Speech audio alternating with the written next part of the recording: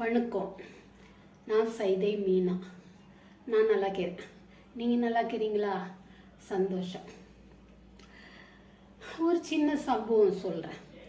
வீட்டில் இருக்கிறத நம்ம ஆராய்ஞ்சு பார்க்கணும். சுற்றி இருக்கிற உறவெல்லாம் எப்படி பார்க்கணும். அப்பால தான் உலகத்தை பார்க்கணும். நான் உறவு தான் உலகம், வீட்டில் இருக்கிறவங்க தான் உலகம்னு இருந்தோம்னாக்கா அப்பால நமக்கு ஒன்றுமே தெரியாத போடும். இப்போ உறவை எப்படி எடை போட்டு பார்க்கலான்னா அவங்க நடக்கிற நடத்தையிலே தெரிஞ்சு போடும். அப்படி தான் ஒரு சமயம் என்ன ஆச்சுன்னா, ஒரு 10 வயசு பொண்ணு அவங்க அத்தை வீட்டில் இருந்தது. கொஞ்ச நாளைக்கு சும்மா ஸ்கூல் லீவில் அவங்க அத்தை வீட்டில் இருந்தது. அப்போ என்ன ஆச்சுன்னா, இதே கார்த்திகை மாதம்தான் போயிடுச்சு. கார்த்திகை நேத்தோடு போயிடுச்சு. இன்றைக்கி மார்கழி 1 பிறந்துடுச்சு. அந்த கார்த்திகை மாதத்தை வச்சு தான் இந்த இது என்னன்னா, அந்த கார்த்திகை மாதத்தில் முருகனுக்கு விரதம் இருக்கிறேன்னு சொல்லிட்டு காத்தால இட்லி துண்ணுவாங்க. அப்புறம் மத்தியானம் பார்த்தா வகை வகையாக தொட்டுக்கிறதுக்கு சைடிஷ் எல்லாம் பண்ணின்னு சாம்பார் வச்சுன்னு பாயசம் வச்சு அப்பளம் வச்சுன்னு நல்லா வீட்டில் இருக்கிறவங்க மட்டும் இலை போட்டு துண்ணுட்டு அந்த இலையை மட்டும்தான் தூக்கி வெளியே போடுவாங்க. யாருன்னா வெளியில் இருக்கிறவங்கள கூப்பிட்டு உட்கார வச்சு ஒரு வாரம் சோறு போட மாட்டாங்க. நம்மளுக்கு என்னென்னா, எனக்கு என் பையனாண்ட நான் சொல்லி வைக்கிறது இதுதான். எப்பா, நீ வெளியே போக சொல்ல யாருன்னா பசியால் கீறாங்களா, அவங்க உன் கண்ணில் பட்டாங்களா, உடனே 4 இட்லி வாங்கி கொடுத்துரு. யோசிக்காத. யோசிச்சேனாக்கா மனசு அப்படியே புரண்டுரும். அதால் நம்ம அதை தான் சொல்லுவாங்க பாருங்க, இந்த கை கொடுக்குறது இந்த கைக்கு தெரியக்கூடாதுன்னு சொல்லிட்டு.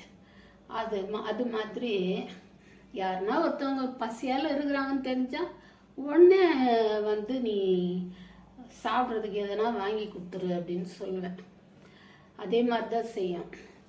அப்பால என்னென்னா, கிராஸ் பண்ணுறதுக்கு எதுனா ஊனமுட்டுறவங்க இருக்கிறாங்கல்ல, அவங்களாம் பார்த்தாக்கா என் பையன் என்ன பண்ணோன்னா, அவங்கள கிராஸ் பண்ணி விட்டு எங்கே போகணுன்னு கேட்டு கிட்ட இருந்துச்சுனாக்கா அது ஒரு வேலையாக போயின்னு இருக்கும்.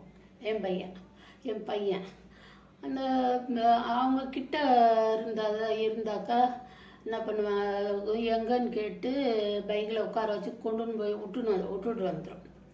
அதே மாதிரி எனக்கு என்னன்னா, நான் கேட்காதே எனக்கு வெளியில் போனேன்னா உதவி ஒத்தாசை கிடைக்கும். நான் கேட்கவே மாட்டேன், ஆனால் எனக்கு உதவி ஒத்தாசை கிடைக்கும். அதுதான் தர்மம் தலை காக்கும்னு சொல்கிறது. இது கலிகாலம்ல அப்போவே காட்டிடும். முன்னாடிலாம் பழைய நம்ம காலத்துக்கு பிறகு காட்டுறது நல்லதோ கெட்டதோ.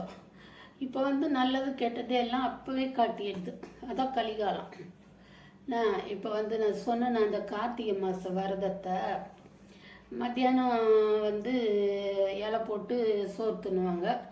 அப்போலைக்கு நைட்டு என்னென்னா எல்லா குழம்பையும் ஒன்றா ஊற்றி சுண்டை வச்சுட்டு தோசை ஊற்றி அதை தொட்டுன்னு தின்னுவாங்க.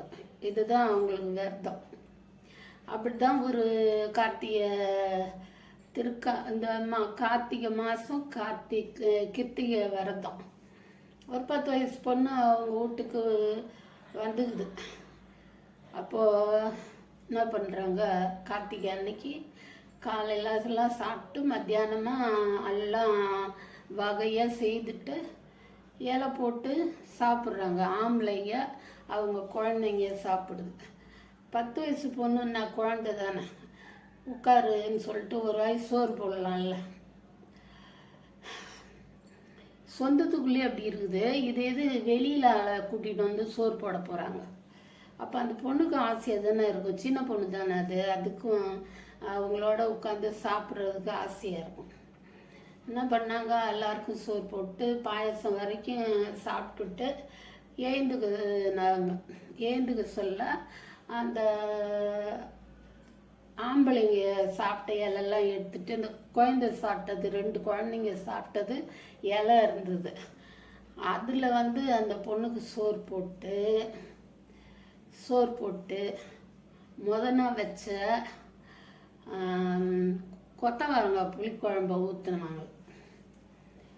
முதனா வச்ச கொத்தவரங்காய் புளிக்குழம்ப அந்த குழந்தைங்க உட்காந்து சாப்பிட்டதில்ல, அந்த இலையில வச்சு சோறு போட்டு ஊற்றுனாங்க. எப்படி இருக்குது? ரொம்ப புண்ணியம் சேரும்ல. கொடுக்குறோமோ இல்லையா, சீப்போ அப்படின்னு துரத்தாமல் இருந்தால் சரி. வந்துட்டாங்களா, வா ஒரு வாய் சாப்பிடு, அவ்வளோதான். போனால் நல்ல காரியத்துக்கு ஒரு நல்லதுக்கு மறுநாள் போய் மொய் எழுதுனாக்கா வாங்கிட்டு ஒரு டம்ளரில் பசு தண்ணியை கொடுத்து அனுப்புகிற மாதிரிலாம் நாங்கள் இல்லை.